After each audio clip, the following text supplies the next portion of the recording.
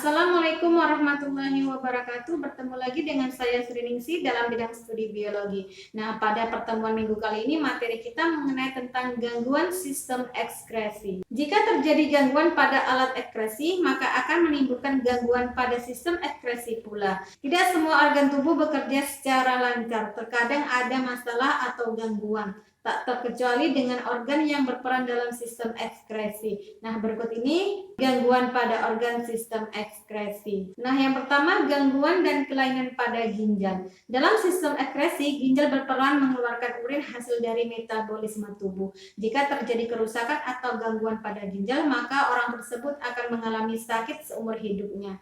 Nah, hal ini karena ginjal merupakan organ yang tidak dapat memperbaiki dirinya sendiri. Berikut gangguan dan kelainan pada ginjal pada sistem ekskresi manusia. Nah, yang pertama adalah uremia. Uremia itu adalah tertimbunnya urea dalam darah sehingga mengakibatkan keracunan. Nah, kemudian albuminuria, yaitu urin mengandung albumin atau protein yang disebabkan oleh kerusakan pada glomerulus.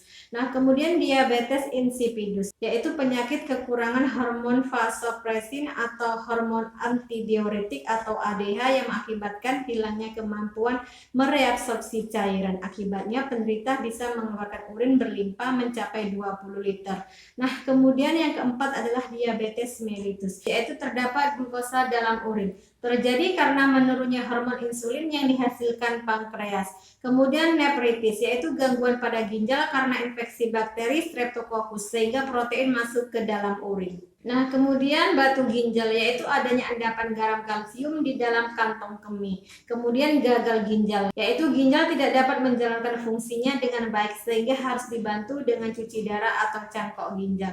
Nah, kemudian hematuria, yaitu urin mengandung darah karena adanya kerusakan pada glomerulus. Nah, yang kedua adalah gangguan pada kulit.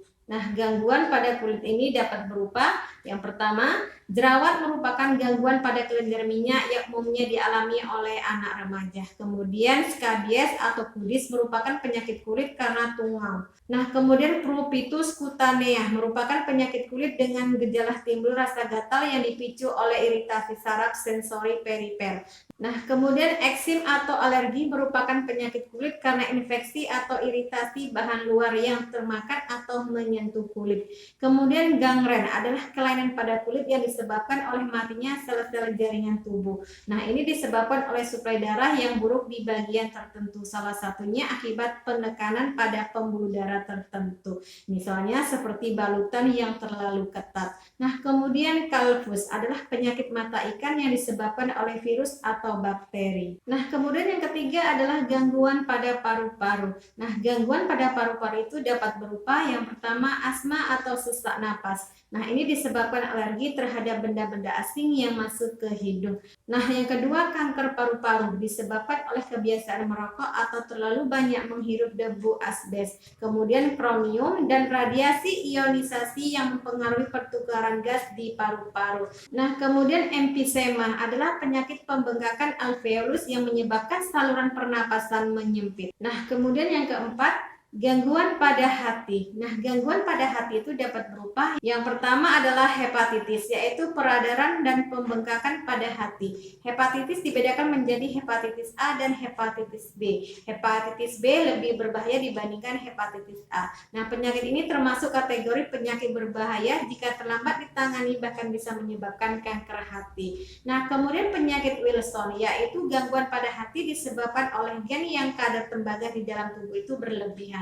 Nah, sehingga fungsi hati mengalami gangguan. Nah, kemudian sirosis, yaitu penyakit pada hati yang ditandai munculnya guratan-guratan. Jika sudah terkena sirosis, maka hati tidak bisa berfungsi lagi. Nah, yang berikutnya penyakit kuning. Penyakit pada hati yang menyebabkan warna kekuningan di seluruh tubuh. Nah, hal ini karena terjadi penyumbatan saluran empedu atau gangguan pada metabolisme bilirubin. Nah, cairan empedu yang seharusnya dialirkan ke usus 12 jari justru masuk kembali ke dalam darah dan warna darah menjadi kuning. Nah, kemudian hemochromatosis.